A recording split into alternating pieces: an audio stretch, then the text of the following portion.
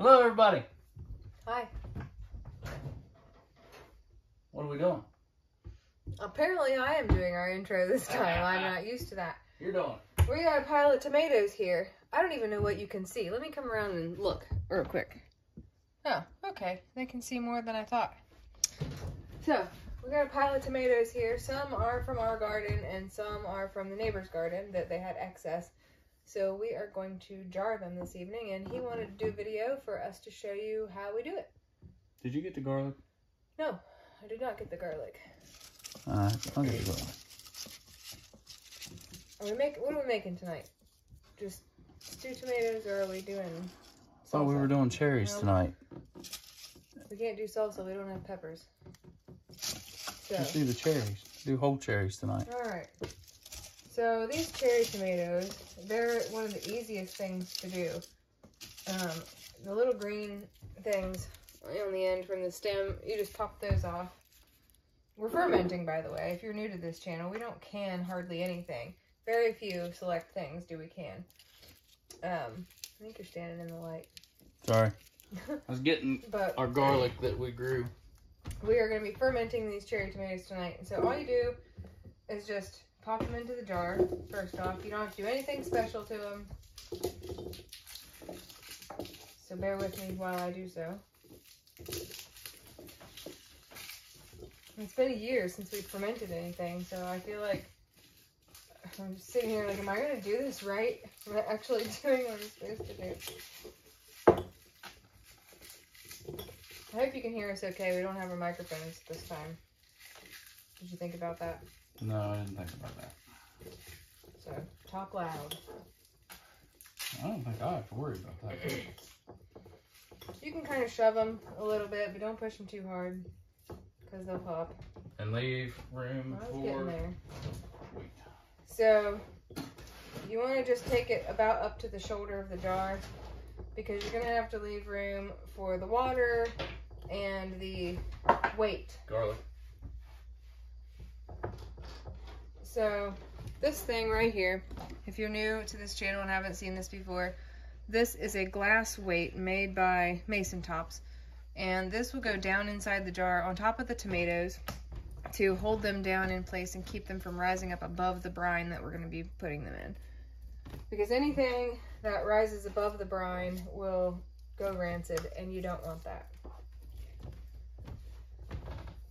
So, you know, I forgot my basil, so I'm going to take out a few of these tomatoes, shove my basil down in there and the garlic, and then we'll put those back in. I got ahead of myself here.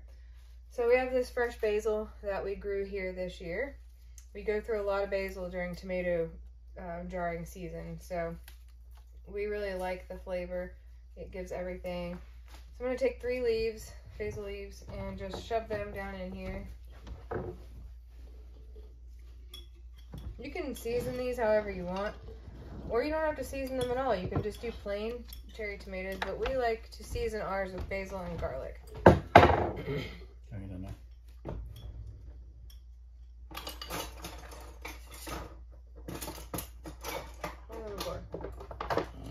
Decent. Here. Well, I don't know how decent that is. That'll work. Use your fist.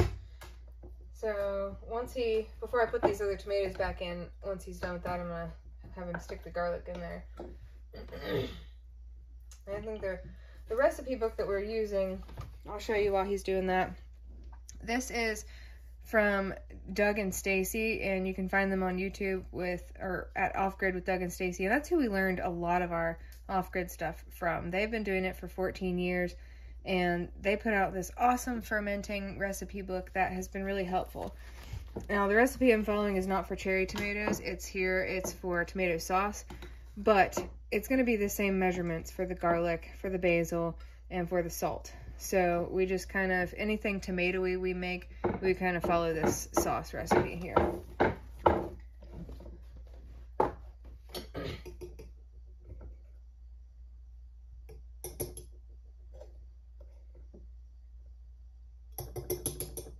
surprised you didn't put the cloves in whole so the pieces won't float up to the top. Nah. I'm gonna bust it up because I like the extra garlic flavor. This garlic that we're using, we grew here this year as well. We just harvested it this spring before we got the rest of the garden planted. And it is extremely flavorful. All right, now that he's got the garlic in there, I'm gonna put all these tomatoes back in that I should have left out to begin with until I was finished.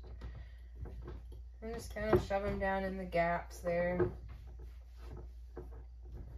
Some people really like these that we've given samples to. They think they're the greatest thing ever. They have like a zing to them, almost like a fizzy, effervescent vibe. But some people hate them.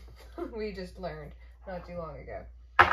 Alright, so once you get your garlic and your basil and your tomatoes all in there up to about the shoulder of the jar, we're going to add, this recipe says 4 teaspoons of salt, but we have done that in years past and it was way too much, way too salty. So what, do you want to do 2 or 3? We did 1.5 the last time. Well, that was when we had fine salt. Yeah, I think it was 2. Let's go. We're going to go 2, because this is a coarse salt here. It's a thicker, coarser salt. So we're going to go 2 teaspoons with this.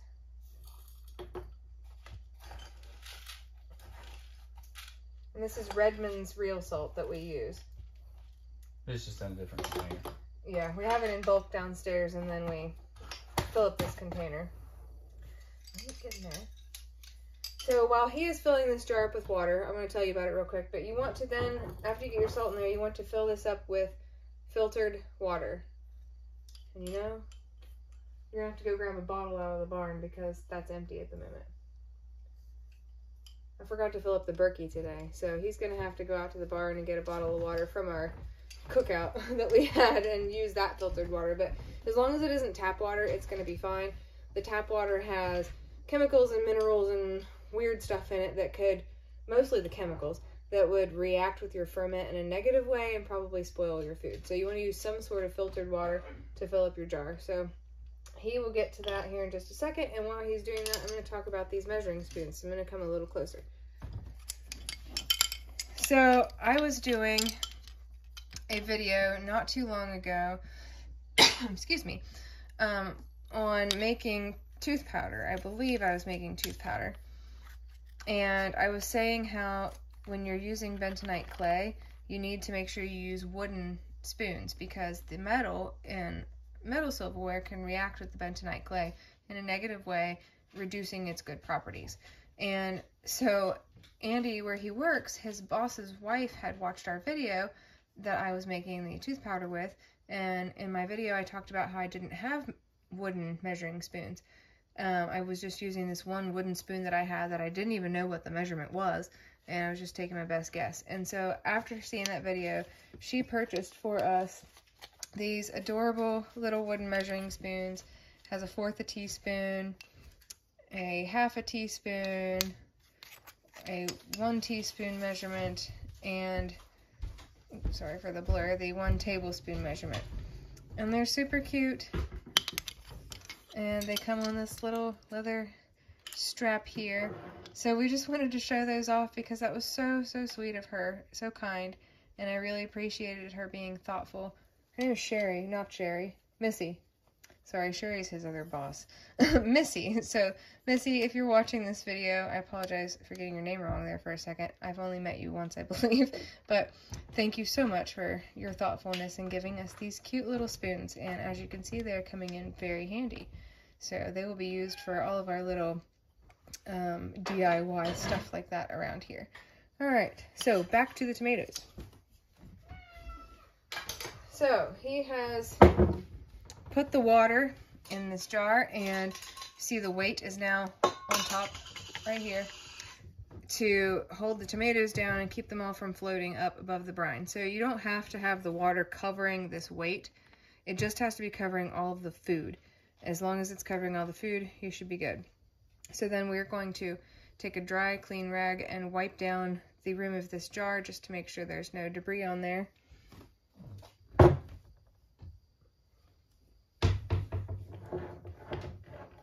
ring, yes. And then, in case you haven't seen them before, I'll go over these tops.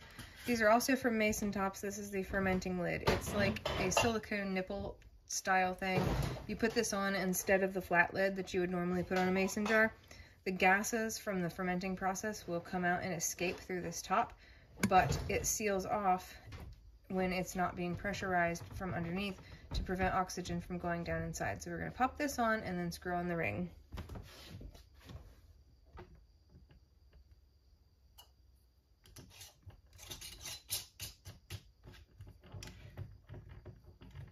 All right, so now this jar is complete, right? Yes.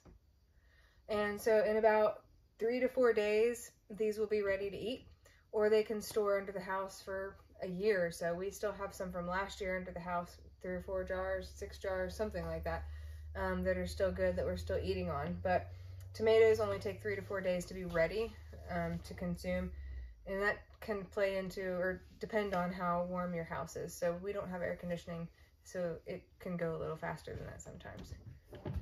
So we have another jar to do, and we'll go through this process again. You gonna do it again? Why not? Do you think that we have enough tomatoes for another jar? It's a good possibility. Or we can do a jar of stewed tomatoes. Let's do it real quick. Okay. Is this clean? Yeah. No, that just had tomatoes in it a minute ago from the fridge. Yeah. Alright, so we'll do her again. Put in all your tomatoes, not all your tomatoes, put in most of your tomatoes. We won't make that mistake again this time. I'm gonna go ahead and throw my basil in there while I'm thinking of it, about halfway up here. I picked too much basil tonight.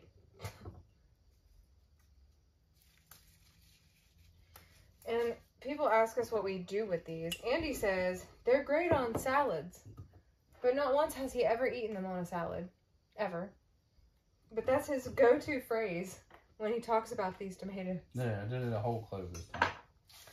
And so we usually use them on our spaghetti squash, I think is the main thing we use them on. He'll just sit and eat them sometimes. Really, they're just good for anything that you want that basil-y garlic kind of flavor with.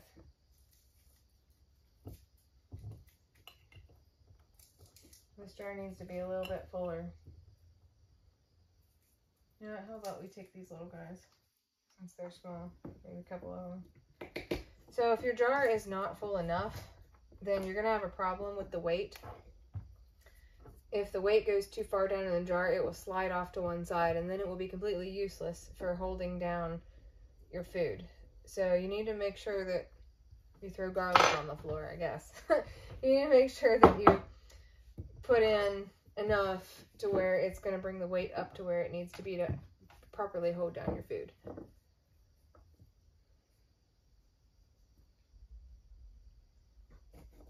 Apparently I need to sharpen our knives too. I said a little bit ago I was looking for a good one. Well, they're all good. Junk one. They just all need sharpened. This one's a junk one. It's not a junk knife. It just needs sharpened.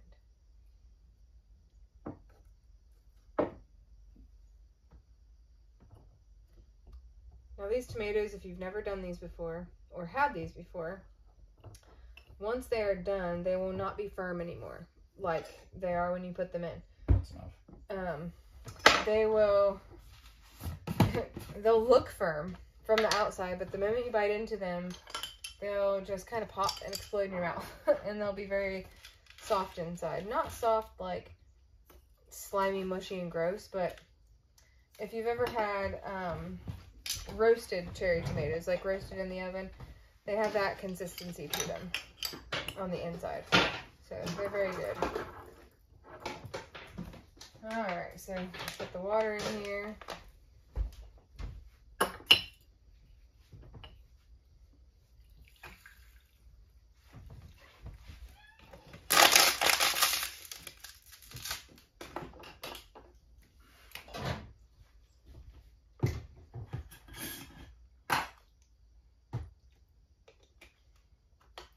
Wipe off the rim.